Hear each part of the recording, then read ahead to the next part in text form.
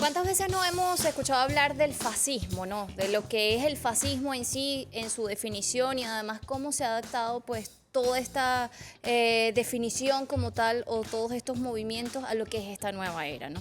Si hay características además que podemos resaltar de estos movimientos desde su inicio como tal, particularmente en Italia y cómo se fue desplegando a lo largo de Europa, es justamente eso, ¿no? La violencia por quienes consideraban enemigos, además de este movimiento de la patria como tal, y la supremacía de la raza. Y justamente el día de hoy, a propósito de estos días de abril, vamos a hablar de la violencia por la supremacía, que es como le hemos titulado a este podcast del día, porque además no podemos divorciarnos de esto, porque hay nuevas formas incluso que se dan a conocer en estos tiempos, no solo en nuestro país, lo hemos visto en la historia reciente de Venezuela, sino también en otras naciones que nos llevan a mirar incluso cómo pueden darse estas nuevas formas de fascismo contra los pueblos.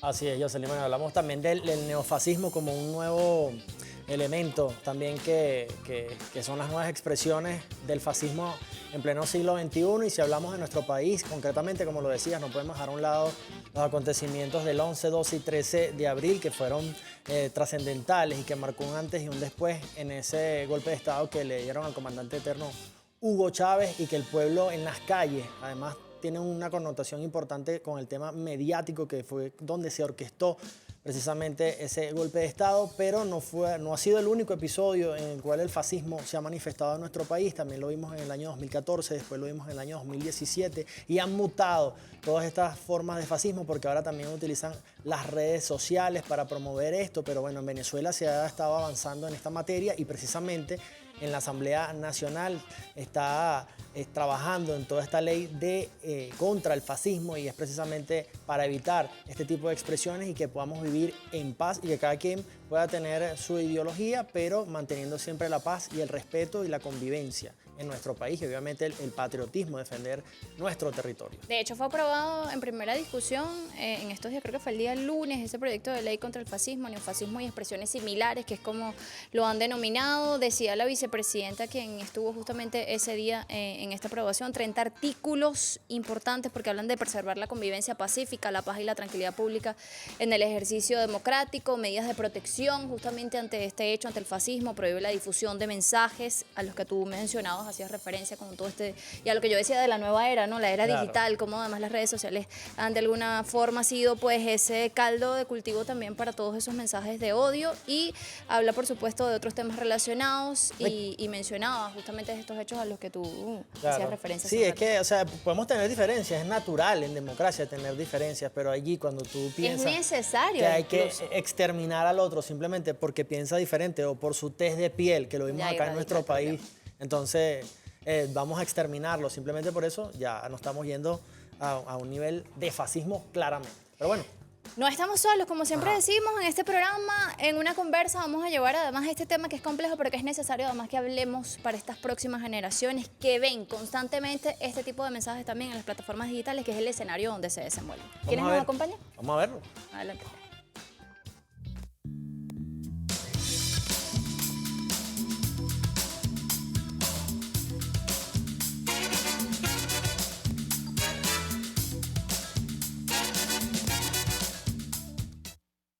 Violencia por la supremacía, bienvenidos. Carlos Alfonso Franco Gil, director general de Investigación e Información del Centro de Estudios Simón Bolívar, y el profesor David Paravicini, profesor de Políticas Públicas y Energéticas. Profesor, usted nos ha acompañado ya en este al día para hablar de estos temas.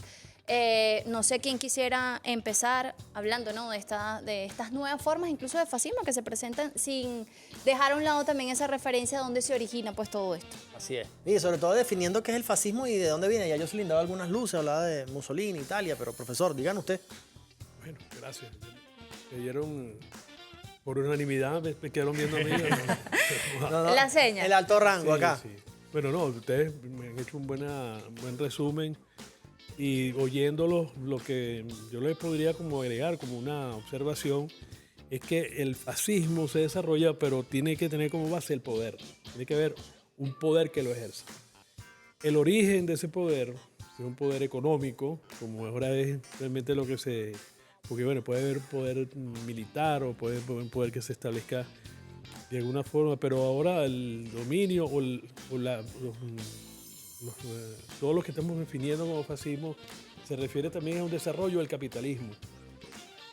No quiere decir que en las etapas previas al capitalismo, digamos, previos a, o sea, en la media alta, no decir que no haya habido situaciones de discriminación, uso del poder y racismo, pero ya ha entrado el desarrollo del capital, el poder se basa en el que tiene ese poder y no necesariamente es por la raza. O sea, pudiera ser, no está vinculado exactamente a una cuestión religiosa, pero sí está efectivamente ligado a los mecanismos de poder. Y es lo que le ha dado esa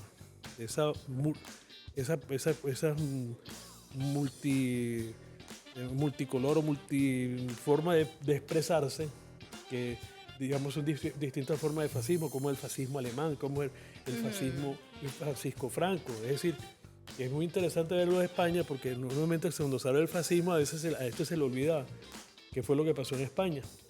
Y la gente de repente canta Cara al Sol como si estuviera cantando cualquier otra canción. Y es una expresión de fascismo de los más brutales, entre hermanos, o la guerra civil en Estados Unidos. Casi murieron 600.000 personas. ¿Y cuál era la expresión? Ahora lo quieren disfrazar que es un tema del avance del capitalismo en desarrollo, que tenía que abolir la esclavitud para darle paso al capitalismo moderno. Pero al final de cuentas, cuando usted va al fondo, ve una discriminación brutal, que con el tema del mismo tratamiento de la esclavitud, que por cierto hoy en las discusiones lo niegan. Y creo pues que si no vinculamos el tema de la discusión del fascismo con el poder económico y con el desarrollo del capitalismo, no vamos a encontrar una raíz común y nos vamos a perder quizás en algunas particularidades o algunas cosas muy interesantes que diferencian uno de otro, y nos vamos a encontrar como que ahí tienen una raíz común, que es la forma de explotación y de dominación, y que se exacerba en algunos casos, digamos, por la inmigración, se exacerba por la extrema pobreza, cuando la pobreza reacciona, o simplemente porque la arrogancia que se genera de estos núcleos de poder empieza además a prefigurar lo que cree que puede ser la sociedad. Entonces podríamos decir que la aplicación del fascismo es para mantener el poder político y el poder económico, o es para lograr obtenerlo, ¿no? Fundamentalmente el poder económico. El poder económico. Sostener el poder económico. Así es. Pero es ojo, estoy haciendo una adendum a la extraordinaria explicación que dieron ustedes. Wow, gracias. No, bueno, gracias, profesor. Carlos, desde la investigación, el profesor hacía referencia a muestras que se traen a colación a través de la literatura sobre el fascismo como tal, todas con su particularidad dependiendo del lugar donde se dieron, ¿no? Y solemos creer a veces o pensar en algunos casos que esto no pudiese pasar de nuevo, que estas formas no se pudiesen dar de nuevo quizás, porque hay otras herramientas en este momento donde se están desarrollando y a veces no nos damos cuenta. A través de esa investigación, ¿cómo ustedes miran estas nuevas formas de fascismo que se presentan, dada también pues toda esta nueva era, estas nuevas generaciones, estas nuevas herramientas y todo lo que se ha modificado a lo largo de la historia, pero siguen estando presentes, ¿no? Sí, yo creo que uno de los puntos fundamentales es definir también a qué hacemos referencia cuando nos referimos de violencia. ¿Okay? La violencia no es solamente un hecho llevado al tema físico, también hay varias expresiones de la violencia social, la violencia religiosa, la violencia psicológica. Todos estos matices están implicados precisamente en una forma de no solamente hacer vida política, porque uno puede relacionar esto con lo que es la violencia política fundamentalmente, ¿no? Pero como dice el profesor, también los aspectos económicos, los aspectos del poder más allá de lo político, está muy arraigado en esa práctica como tal. Busca entonces diversos matices, ¿no? Que de una forma que hay que ver. En estos diversos matices que han ido apareciendo, sobre todo en el mundo actual, ha estado muy implicado con el tema comunicacional. La comunicación se ha convertido en estos núcleos del poder, en una de las principales herramientas para precisamente aplicar una forma de violencia que, bueno, tiene como diversas dinámicas, diversas prácticas, crear todo un marco que genere incertidumbre, que genere preocupación, que genere una quebradura de la paz que vaya más allá del aspecto físico que también, digamos, está allí. O sea, nosotros estamos muy dentro de la tradición histórica de que la violencia política se traduce en una violencia de carácter físico, que por supuesto existe y hemos visto en los últimos años cómo existen casos y acciones que van en ese sentido.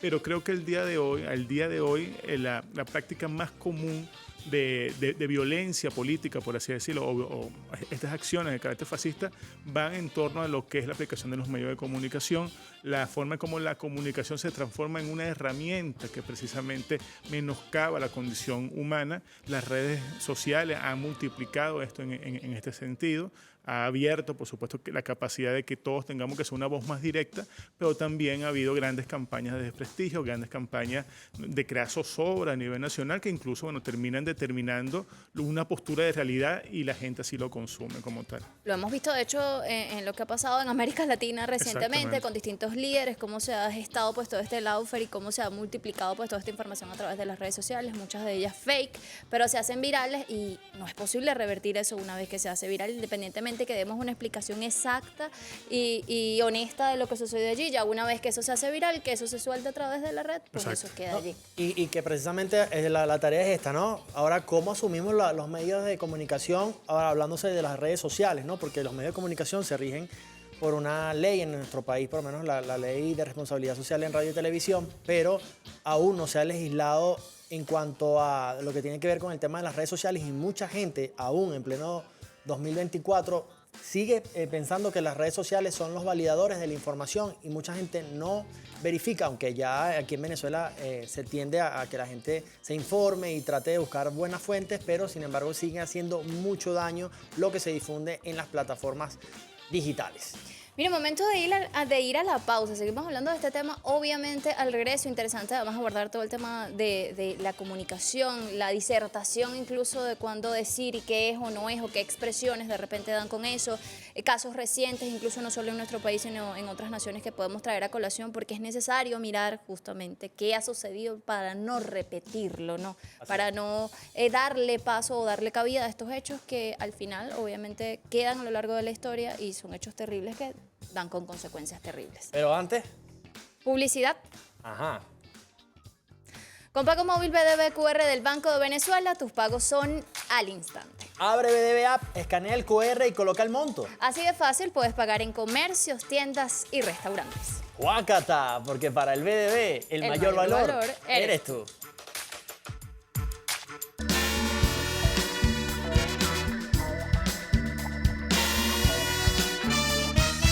El fascismo y el nazismo, más que una época, son una sombra que se niega a disiparse.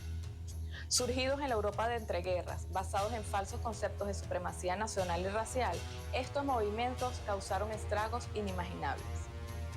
Más allá de las atrocidades en Italia y Alemania, su semilla de odio germinó en seguidores que a finales del siglo XX resurgieron con renovada fuerza. Yugoslavia, la Embajada de China en Belgrado, Latinoamérica, el neofascismo ha estado presente en cada escenario de dolor e inestabilidad. Son los herederos de quienes asediaron la Embajada venezolana en Uruguay, promovieron el golpe de Estado en Venezuela en 2002 y asusan la violencia contra proyectos populares. Bombardeos a la Embajada iraní en Palestina, asaltos a la Embajada mexicana en Ecuador. La lista de crímenes continúa. El neofascismo, tan terrible como el del pasado, ahora se potencia con la expansión de las redes sociales. No permitamos que la historia se repita. Denunciemos el odio y la discriminación y la violencia. Excelente material que preparaba nuestro equipo de producción. Carla, siempre acertada. Y bueno, allí veíamos algunas ejemplificaciones de cómo se ha expresado este neofascismo en pleno siglo XXI. Profesor, ahí veíamos también algunos ejemplos claros en nuestro país. Estamos en abril, no podemos dejar a un lado, obviamente, los hechos del 11 y 12, 13 de abril. ¿Qué podrían decirlo? Porque incluso hay quienes que actuaron de manera presencial en este tipo de actividades y hoy incluso querían ser candidatos hasta presidenciales. No, y rescatar lo que usted decía hace un rato acerca del poder, ¿no? Ahí se reflejaron en esos hechos el poder económico, ¿no? De ciertas familias que estaban acostumbradas a gobernar el país, el poder eclesiástico también, sí, que fungió en este tema, el poder de la comunicación, o sea, Wow. hablar de este tema Todas justamente esas en cosas estos estuvieron hechos. presentes, pero hay una adicional que tiene que, y es un vínculo directo entre la análisis del fascismo y el nazismo, como lo mostró la periodista y lo que pasó aquí, porque es una lucha, Hitler no hubiera podido tener ningún tipo de éxito si no hubiera tenido el apoyo de Inglaterra, de Estados Unidos, porque era una lucha contra el comunismo.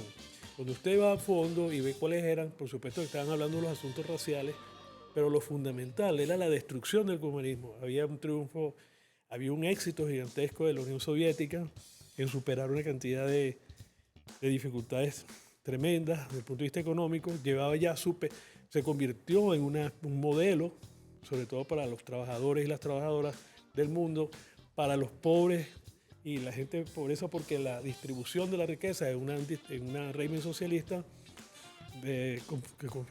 constituye una afrenta al poder del capital mundial, no solamente de una familia, sino del capital como sistema, como poder.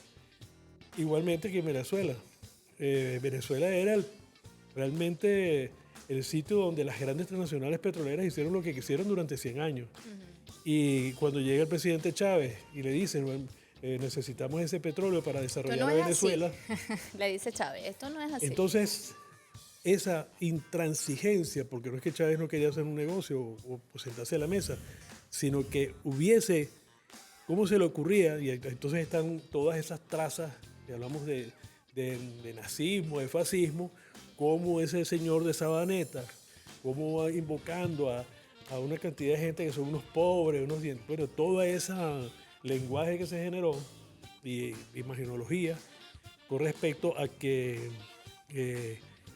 no podía poder ser realidad, pero realmente era no solamente el tema del poder como tal, sino el racismo, todas esas digamos, rémoras que carga el género humano, y que dotado de poder y viendo que sus designios se están poniendo en discusión, porque no era que estuviesen poniéndose en peligro, sino de arrebatarles el poder, que no es quitarlo, que es algo como unos minusválidos, sino que compartirlo, pues siéntate en la mesa y discute. No, y cuestionar incluso ese poder. Es inaceptable, y se llegó a lo que se llegó, no solamente en el 2002, sino lo que seguimos viendo hoy. O sea, esa actitud de una de las candidatas que dice que no puede haber elecciones sin ellas, son actitudes que muestran no un estado de locura, sino un estado de la violencia que se genera motivado por la ruptura con el poder, que le plantea una propuesta política, social, que incorpora a la población. Yo creo que es un tema de profundidad y no puede separarse, y por eso decía el paralelismo, porque como así cuando en aquella época de los nazis la Unión Soviética era la alternativa que se presentaba al capitalismo, hoy la propuesta venezolana, aunque muchos no lo quieran aceptar, es una propuesta alternativa en el mundo a cómo desarrollar poder, la incorporación del poder popular, la discusión, como quiera que se vaya a hacer o como se esté haciendo, presenta ya una afrenta a ese poder que no tolera, cero tolerancia con algo que no solamente que no impida acumular capital, acumularse ganancias, sino además discuta el esquema de poder establecido. Excelente. Carlos, acerca de estos hechos, traer la colación puntos importantes. Son 22 años, ¿no? Muchos de nosotros estábamos muy chamos, pero recordamos ciertas cosas y también la historia nos ha llevado a discernir un poquito entre lo que sucedió allí. El profesor hablaba de algo elemental, ¿no? El tema de las etiquetas. Yo recuerdo muchísimo cuando, de hecho, arranqué a estudiar comunicación social en la Universidad Bolivariana de Venezuela. Existe todavía, pero había una etiqueta gigante de estudiantes tapa amarilla. Y obviamente te lo decían en distintos lugares cuando uno de repente iba a optar a opciones laborales. Te decían, ajá, pero en esa universidad ven clases ¿cómo? Con un no, vemos clases y nos dan profesores de la Universidad Central de Venezuela. No sé. O sea, uno tuvo que enfrentarse, o nuestra generación particularmente, no sé cómo fue en tu caso, pero a ese tipo de etiquetas, y te dabas cuenta de cuándo te etiquetaban, o sea, a quiénes justamente estuvieron orquestando pues todo esto, porque le chocaba de repente que quienes no sabían leer y escribir aprendieran a leer y escribir, que quienes no conocían las leyes aprendieran a conocer las leyes y se sintieran identificados y se sintieran parte de todo esto. Es decir, Chávez, o este movimiento que trajo Chávez en su momento, movió todas esas fibras, y obviamente se dieron estas consecuencias en abril particularmente. Hechos que resaltar de eso y que hemos visto a lo largo de la historia de nuestro país, que podemos traer la corazón. A nosotros no se nos puede olvidar que incendiaron personas. O sea, ese tipo de cosas que no pueden volver a pasar y que hay que saber cómo manejar, además, entre la política y la comunicación y el respeto además a las instituciones democráticas, para evitar justamente que lleguemos a eso. Bueno, uno de los puntos fundamentales que tenemos que tomar en consideración es que para entender los eventos de abril de 2002 no podemos encapsularlos en abril de 2002. O sea, es todo un gran proceso político que viene precisamente del año 89, que hay una especie de ruptura de los pactos sociales que están establecidos, viene un gran colapso de los sistemas políticos que se encuentran establecidos, del sistema democrático representativo, aparición de nuevos actores, y dentro de todo ese auge aparece un sector que es el sector de la antipolítica. Ese sector de la antipolítica va a empezar a tomar, digamos, acciones reaccionarias, van a estar muy ligados con los sectores, digamos, conservadores, con estos sectores de poder, y que van a ser, digamos, lo que se van a establecer como lo que fueron la oposición inicial a Hugo Chávez. O sea, una oposición de carácter reaccionario porque no responde a, digamos, un programa orgánico, sino solamente reaccionar en contra de todas las propuestas que el presidente Chávez lideraba en ese momento de transformación neurálgica, porque estamos hablando de años muy recientes con respecto a lo que fue la aprobación de la Constitución de 99 y todo el programa de reforma consiguiente luego de lo que fue la renovación de las autoridades en el año 2000. Así vamos a ver que los eventos del 2002 no son eventos políticos, son eventos fuera de la política, son eventos en los cuales precisamente los partidos políticos no tienen un papel como primordial, sino más bien secundario en función a quién, a los grupos de fe de cámaras, a los grupos, la iglesia y especialmente los medios de comunicación. Digamos, si hacemos un ejercicio de memoria, yo tenía como unos 16 años en esa época, recordar, por ejemplo, lo abrumador que fue el tema comunicacional. Es algo que te arropaba, que realmente era muy agotador en ese sentido, una dinámica comunicacional distinta a la actual, muy atada a la televisión, y que realmente termina empujando una serie de acciones fuera de la política, fuera de construcción de cualquier consenso, porque es una acción reaccionaria y terminó, bueno, en esta tragedia del 11 de abril, porque era una tragedia, no podemos olvidar las personas fallecidas que estuvieron ese día, a las acciones del 13 y luego a un mayor epicentro que fue el paro petrolero a finales del año 2002 y inicios de 2003, en donde yo creo que ya a nivel comunicacional, digamos, la violencia en ese sentido fue realmente abrumadora. O sea, durante el paro vamos a ver un consumo de noticias, digamos, violentas las 24 horas del día por parte de los canales nacionales. Entonces, no podemos encapsular al 2002, bien dentro del 2002, sino comprender todo el proceso de descomposición de la política, una nueva realidad en función a crear un nuevo pacto social que se construye a partir de la Constitución de 99, sectores que reaccionan en torno a ello y que van a continuar después del 2002.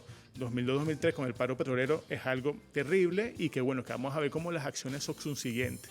Podemos definir de esta manera que más que sectores opositores, estamos hablando de sectores reaccionarios, ¿bien? Y la reacción suele ser entonces naturalmente violenta.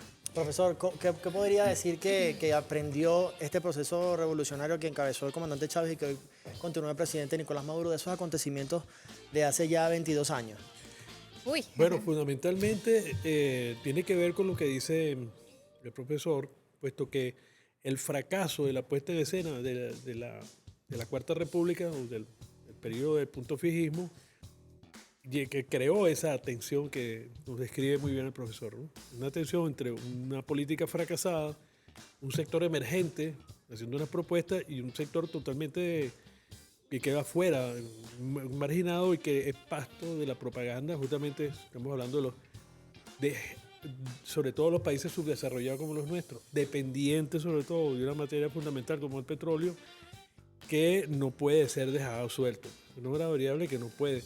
Ya es una variable extraterritorial, un poco más allá de estas condiciones pero también están, como él dice, pues que nos anteceden 100 años de dominación de una gente que llegaron aquí e hicieron de nuestras riquezas naturales su fuente de enriquecimiento fundamental, del petróleo. Eso no ha dejado de ser así, sigue siendo. Eso no ha variado y por eso, bueno, es lo que estamos viviendo. El aprendizaje es que además que hay un sector de la sociedad que no se imaginaba, no imaginábamos, que es la clase obrera petrolera, que dio una lección, no solamente el 11, sino también el año 2002. La clase petrolera que le dijo no a esa meritocracia, le dijo no a esa clase media de la antipolítica que se mostraba que lo que querían es vivir bien y que vivir bien no sé qué. Y eso fue una demostración que hoy también sigue siendo un gigantesco valor. Que hoy esos trabajadores y trabajadoras se están organizando en los consejos productivos de trabajadores y trabajadoras y son fuerzas provenientes, exacto, están dentro de la sociedad. No es que nacieron en el año del 2002. Se organizaron. Tuvieron una tradición de lucha, las huelgas petroleras del año 36, 37. Estamos hablando, es decir, una clase petrolera además que ahora tiene conciencia de su poder no solamente como la producción, sino en su creación de riqueza de una manera integral. Las fórmulas propuestas por el presidente Chávez, donde comienza a partir de ese año 2002 y de 2003, de ese proceso, a empezar a madurar una propuesta que efectivamente pueda sacarnos un modelo de gestión, de organizarnos sobre el territorio que permita superar estas tradiciones, no sé si la palabra correcta no es tradiciones, no, y el esas mismo modelo formas, rentista métodos también. tradicionales de cómo es el ejercicio de la política en Venezuela. Cómo buscar fórmulas que nos saque de esas ataduras, de esos amarres, y efectivamente una propuesta que sigue siendo controversial y un punto nodal tan controversial como lo del dominio del petróleo, que es el tema del poder popular en manos de las estructuras del poder popular que se salen de los esquemas naturales. La organización político-territorial, cuando Aristóbulo, me acuerdo que llegó a decir que se van a acabar las parroquias y las alcaldías, es que eso fue un desastre. Sí.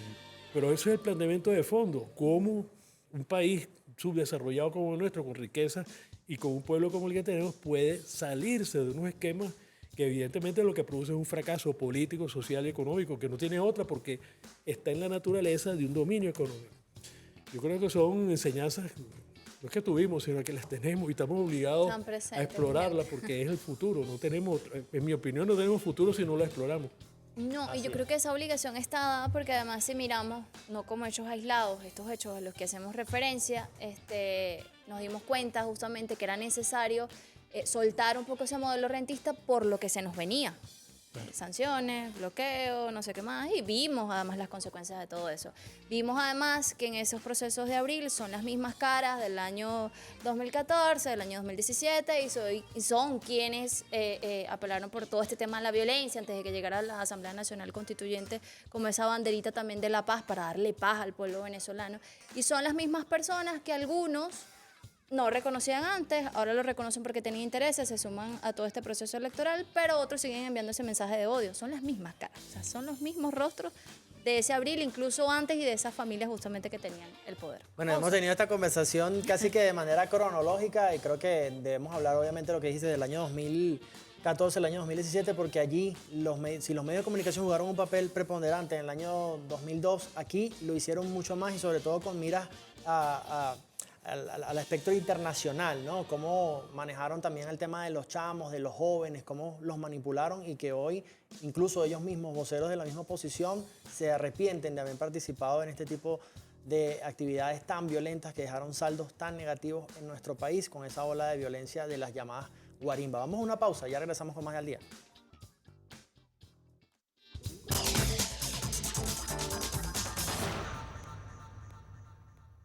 Venezolano está caracterizado por ser amable, humano, cariñoso y sobre todo feliz. Hoy nos vinimos aquí a Chacaito a preguntarle a los caraqueños qué opinan sobre ciertas conductas que no corresponden a la idiosincrasia del venezolano. Acompáñeme y lo averiguaremos. Bueno, fíjate, yo pienso que una cualidad que debería tener todo ser humano, independientemente de lo que sea que piense, es el respeto a las ideas, a las creencias y a la forma en la que otro se comporta. Entonces, si eso que el otro hace, piensa o dice no te afecta a ti de ninguna manera, solamente tienes que respetar y ya. No hay ningún motivo para que discrimines o para que trates mal a una persona simplemente porque tenga un pensamiento distinto al tuyo. No considero que es correcto, porque creo que todos deberíamos respetar la opinión de cada quien. Así no la compartamos al 100%, pero saber respetar que esa persona es diferente, tiene una crianza diferente y poder convivir normal con respeto y educación, pues. ¿Qué puede decir usted al respecto? Que también igual, o sea, independientemente de la crianza de cada quien, respetar tu opinión, mi opinión, sin tener mala actitud. Cada quien tiene su forma de ser y de actuar, pues. Entonces hay que respetar cada espacio de las personas. O sea, no creo. Yo, como cristiano, soy firme en lo que creo y que creo es en la palabra de Dios, en la Biblia. Que creo que está bien y que alguien venga a discriminar en lo que yo creo, no creo que esté bien. Bueno, yo diría que el venezolano se caracteriza por ser muy inclusivo, muy amistoso, muy cálido. Uno va a otro país y realmente no se encuentra con eso, se encuentra con mucha frialdad, mucha maldad. Lo que sí es cierto es que las actitudes fascistas no corresponden con la idiosincrasia del venezolano. Así que, ¿qué pueden decir ustedes en el estudio, muchachos? Bueno, nosotros tenemos, ya ahí lo expresaban quienes entrevistaba a Yaciví en la calle acerca de esas características con las cuales casa a lo que es un venezolano o lo que somos los venezolanos y las venezolanas. Vivimos hechos particulares en los que salieron a relucir, obviamente, expresiones de odio que no se pueden volver a repetir. Y eso nos lleva a nosotros a hacer como una especie de reflexión y de análisis, ¿no? Porque más allá de quienes son los mismos de esos hechos anteriores, de quienes han encabezado y no han asumido las responsabilidades acerca de esos hechos que han provocado incluso por irresponsabilidad, porque sencillamente no creen en asumir ciertamente su responsabilidad sobre hechos políticos y hechos violentos como tal que se han dado en nuestro país, hay que analizar en la cotidianidad ¿cuál sería el perfil de un fascista? Una persona que puede tener pensamientos incluso de este tipo y que puede llegar a generar pues, consecuencias terribles. Eso es importante para la sociedad, ¿no? Para la cotidianidad. Porque en este momento, escuchaba yo en estos días algo así, estamos más emocionados de lo normal y es que las redes sociales nos mantienen justamente en esa emoción constante que nos sentimos, digamos, con la capacidad a veces de expresarnos libremente a través de las redes sociales y esa expresión quizás puede llegar a ofender a una persona. ¿Cómo determinar esto para evitar situaciones incómodas, el perfil de un fascista? Bueno, yo creo que en primer lugar tenemos que definir lo que nosotros somos, que es un ejercicio, digamos, que se hizo con este material previo, que bueno, que somos una sociedad que históricamente no se ha caracterizada por ser una sociedad violenta, ¿ok? O sea, nuestra cotidianidad más bien se fundamenta en la solidaridad, se fundamenta en unos valores, digamos, muy humanos, muy humanistas, que nos han caracterizado como venezolanos, ¿no? A través de la historia. Entonces, el agente violento es un agente extraño dentro de lo que es nuestra cotidianidad como tal, porque es un punto fundamental en ese sentido. Ahora, en este marco actual, creo que esta sobreexposición que existe a nivel de la información a través de las redes sociales han generado, bueno, este tipo de sujeto sumamente violento, sumamente vilurento en su reacción, fundamentalmente reaccionario, y que va, digamos, en diversos sentidos. Una persona reaccionaria es una persona que no tiene tolerancia, que yo creo que es uno de los puntos fundamentales. Ya no tiene tolerancia, que es como que sea una expresión máxima, porque es una expresión como que, bueno, te tolero, no puedes tener otros factores de convivencia. O sea, la tolerancia es como el límite para poder generar convivencia. O sea, estos sujetos les cuesta la convivencia incluso en los espacios digitales. Son estos sujetos que cuando ustedes ven, digamos, sus expresiones en las redes sociales, no aceptan una respuesta distinta, son, digamos, violentos en sus expresiones, y yo creo que viven en un consumo tan abollador de la información que no tienen capacidad de crítica y análisis en los otros. O sea, parece que se plantean en función a dogmas, en donde cualquier ejercicio crítico, cualquier ejercicio de contraposición, uno no lo acepto porque yo estoy en un dogma, o sea, mi creencia es esta, y que en ese sentido, bueno, convivir es muy complejo. Ahora, ¿qué puede ocurrir? Que yo creo que es donde hay que estar sobre la alerta. Pasar de ese escenario, ¿okay?, que es realmente violento en cuanto a las redes, a un escenario de violencia de otro tipo, de violencia física, que bueno, que lamentablemente en estos últimos 22 años hemos tenido algunas etapas, como puede ser esta etapa en 2002, entre 2014 y 2017, que terminaron en un trágico saldo para nuestra sociedad, para nuestro país, de vidas, ¿no?, que se perdieron, alentadas precisamente por eso avasallante de la condición comunicacional, y que bueno, va creando realidades dentro de una persona que la asume como cierta, pero que está totalmente distorsionada de la realidad, ¿ok?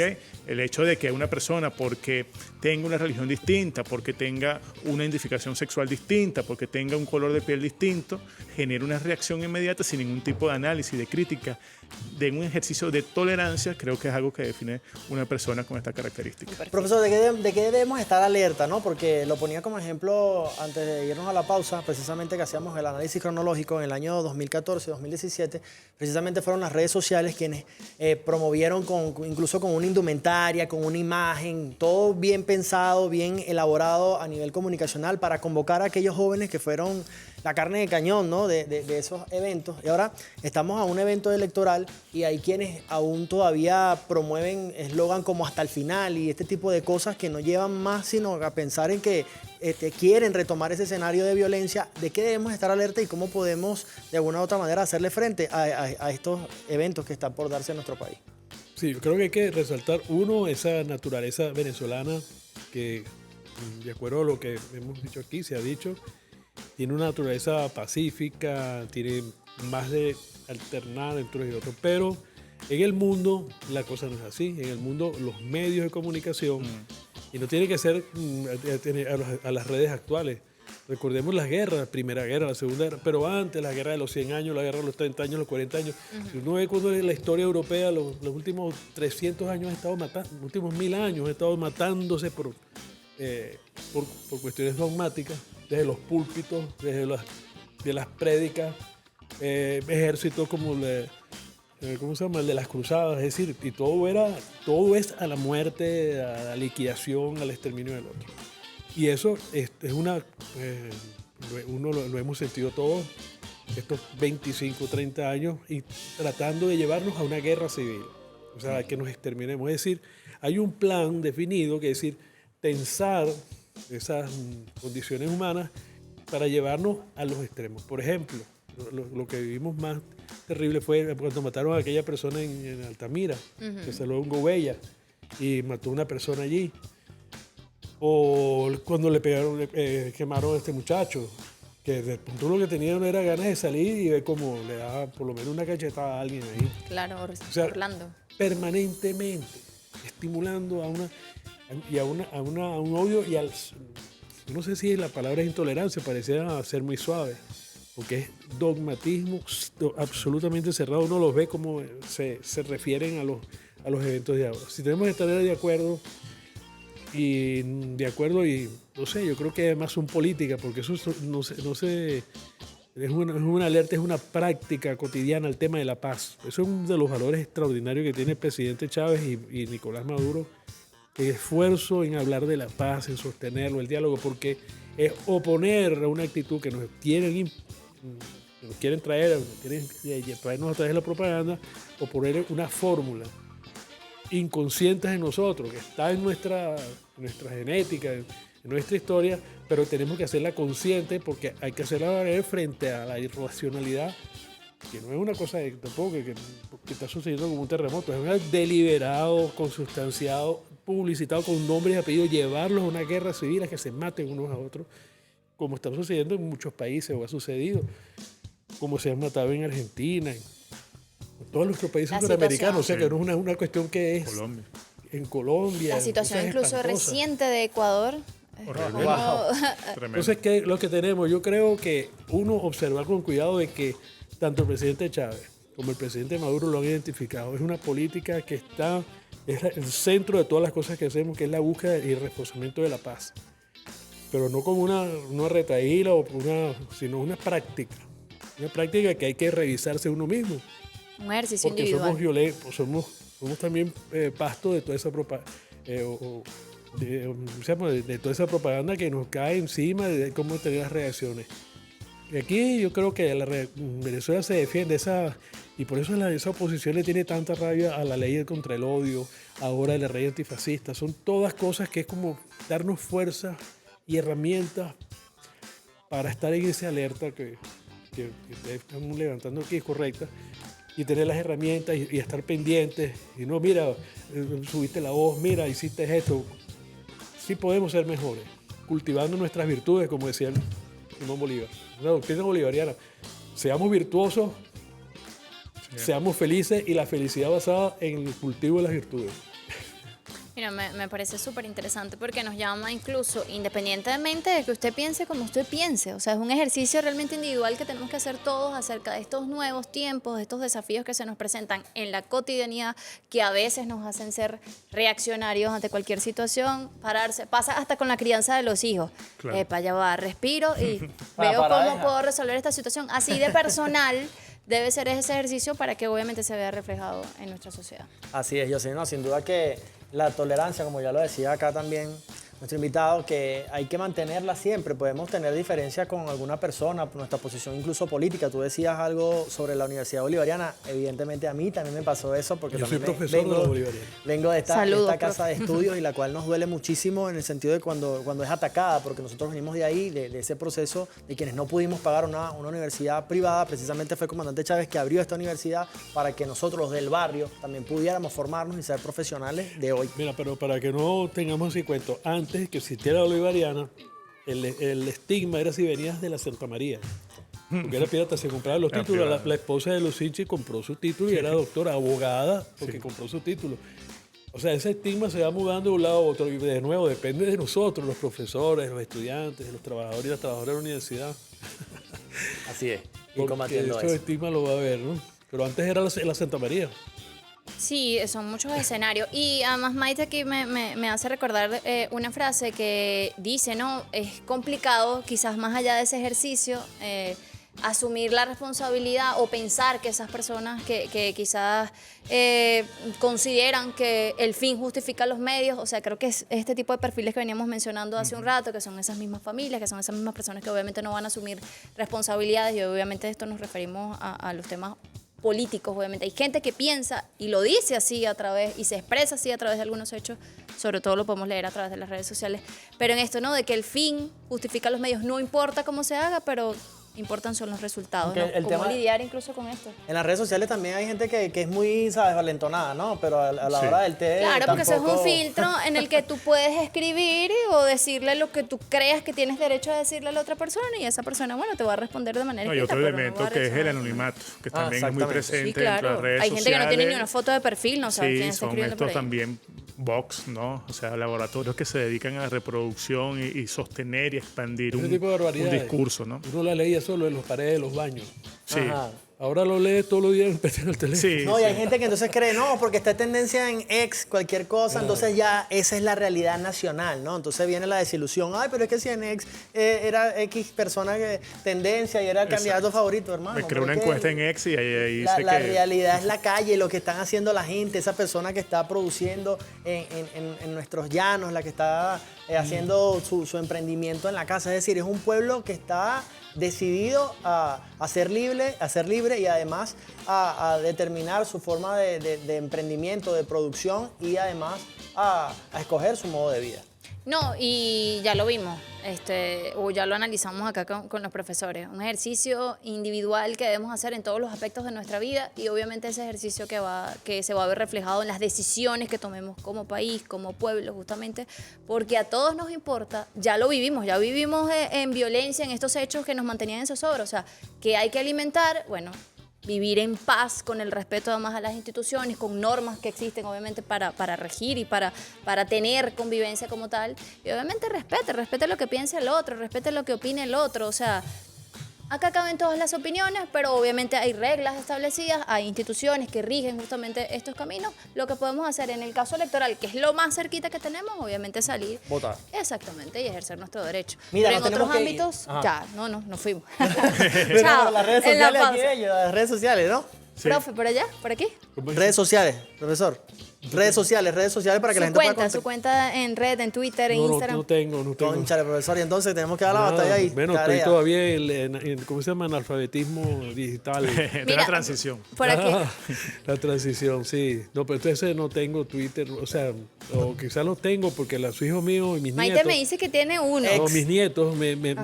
meten, pero después yo no lo sé. Y mis nietos, cuando no están conmigo, no puedo manejar. Vamos a dar la Hay que batalla en las arreglar redes, eso. profesor. ¿Por qué, Carlos? Por Instagram, a Carlos Alfonso Franco. Allí tengo un perfil, bueno, donde comparto parte de las investigaciones y bueno, todo esto que se va adelantando. Bueno, Personal e institucional. A ambos, muchísimas gracias por esta conversa. Llevar además temas tan complejos a nuestra cotidianidad, porque de eso se trata. Para la próxima traigo uno ya. Listo, comprometido Dale. aquí David Paravicini y también Carlos Franco Gil. Gracias a ustedes por su sintonía y nos vemos. Nos fuimos.